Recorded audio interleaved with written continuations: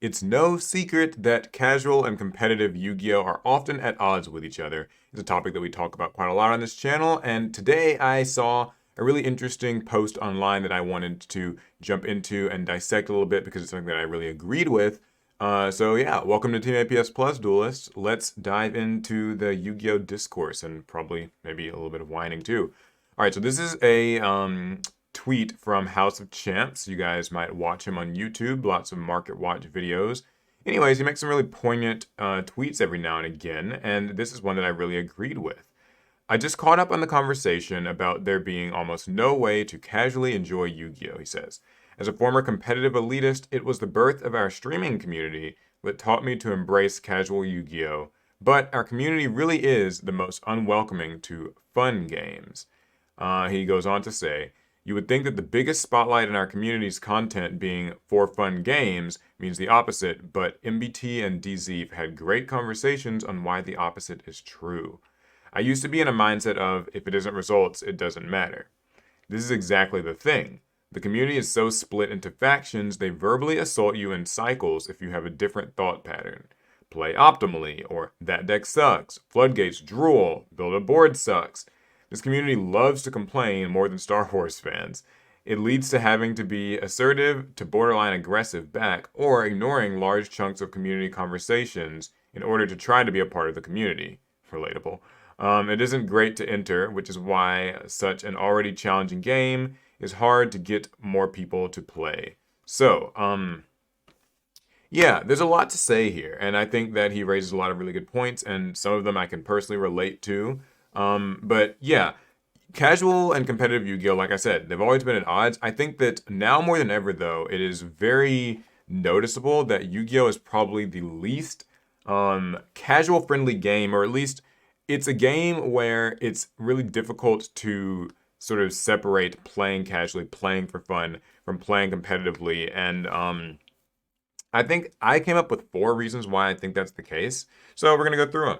All right. The first one is there's no official like casual format. This is a really big thing. It's the one that I think is probably the most like on Konami to do. We don't have a way to just play Yu-Gi-Oh for fun officially, which is like a tricky one, right? Because yeah, you can play fun decks with your friends, but you kind of would just be limited to playing with your friends. If you go to your local tournament, you can't assume that everybody will be playing fun decks like you are, or that they'll even agree on what a fun deck is. A little bit more on that in a bit. But the fact that there's not really like an official format for it, at least nothing that's like super popular and really well supported, means that like a casual player getting into Yu-Gi-Oh is kind of just thrust into the advanced format where everything's just legal and it's all kind of, you know, just that like that's what it is. It's kind of just it's chaos. You know, everything's fair game.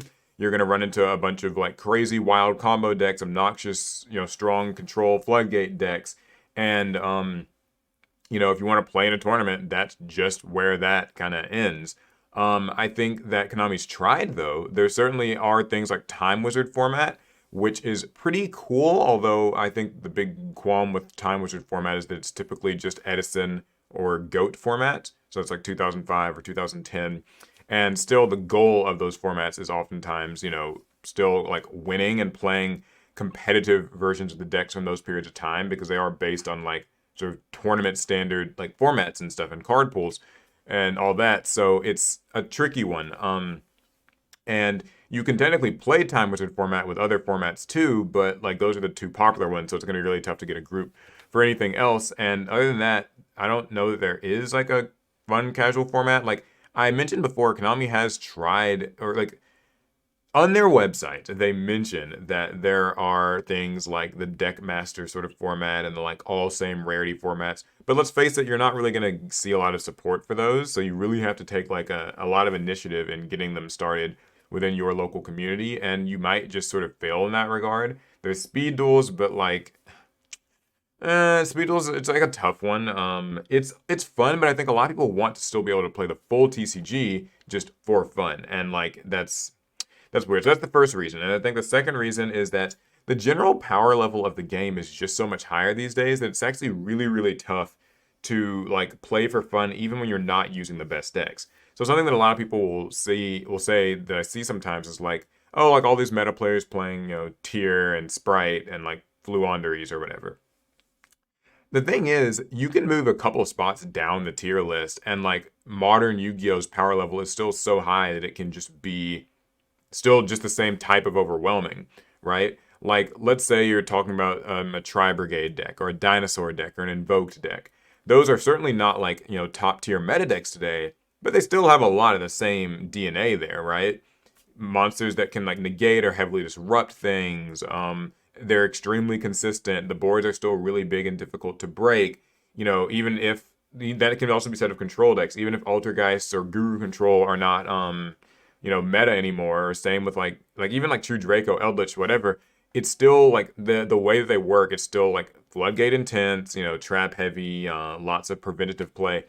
So that's really tough. And I think like it also has caused this thing where the expectation of decks today is that you can build a strong board on your first turn. So even if the deck that you're using isn't like a good like meta deck that you'd see at a YCS, it's still expected that you'll like have a pretty long combo, and your deck's quality is oftentimes graded on like how many disruptions and negations can it put out on its first turn consistently. And maybe that's not what fun is to a lot of people, but like you're still using a deck that one might consider fun. So, like, for instance, the hero deck, right? No one thinks that's like a meta deck. But the thing is, you're still trying to put out, like, things that make it hard for your opponent to play. That's still where, like, Dark Law comes in. It's a walking floodgate. And so, that's, like, it's kind of one of those things where I think that because modern Yu-Gi-Oh! Is just such a strong game compared to, like, what it was 5, 10, 15 years ago, even fun can still feel oppressive today. The next thing is that it's actually hard to really define fun. I've talked about this a lot of times on this channel, but let's be honest, right? What I think is fun isn't necessarily what you think is fun, and what you think is fun isn't the same as what the next person thinks is fun. It really rears its ugly head when local scenes try to make, a fun deck tournament, right? Like the Heart of the Underdog format's supposed to sort of be that, but you do have to agree with everybody in the room about like what is considered fun. Is like, the Plunder Patrol deck fun? Is it still fun when you're using kaijus in it? Is the Harpy Lady deck a fun deck? Is it still fun when you're, making like a barrier statue? Like, there's just all kinds of little things and cards that not everyone's gonna perfectly agree on, like how competitively viable they are, how much they change things. Where do the staples fall in?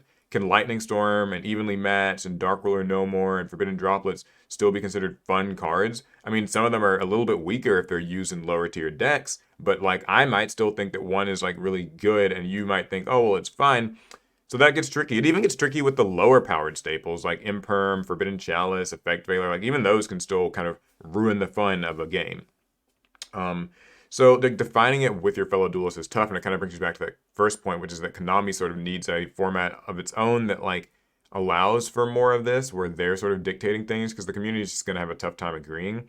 And the final one, and the reason that I found this entire topic just quite relatable and worth talking about to begin with, is the internet. The modern internet age is a lot more critical, a lot more judgy. Information gets passed around quicker, so people know more about decks. And the expectation that somebody should be like playing like optimally and playing like the perfect thing, like why did you misplay? Why aren't you building the deck like this? There's so much like ego tied to it, and there's a lot of FOMO, like where like if you aren't playing the deck the proper way, then like there's a problem with that. I really and honestly do think that it's tough as a content creator to like find the balance, right? Like we try to make a lot of like really fun duels, but then we'll still get people in the comments who are like, oh, well, you misplayed. You should have done this here. You should have done this here. Why'd you forget this? Why didn't you do it like this? Why didn't you finish him off in that turn? And it's tough to explain to people that like, well, sometimes I don't maybe finish someone off on a given turn or do a certain thing a certain way because I want the duel to last longer and be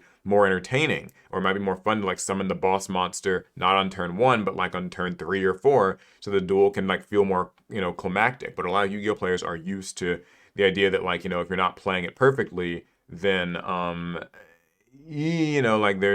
that's really tough. In fact, one more little part to this tweet is that Jesse Cotton responded to House of Champs here. He says, I guess he doesn't maybe entirely agree with what he's saying. He says, I love playing casual Yu-Gi-Oh! Often means not in advanced formats, but that's fine. I think there are plenty of ways to do it, and it's a big reason that Yu-Gi-Oh's continue to be a huge part of my life.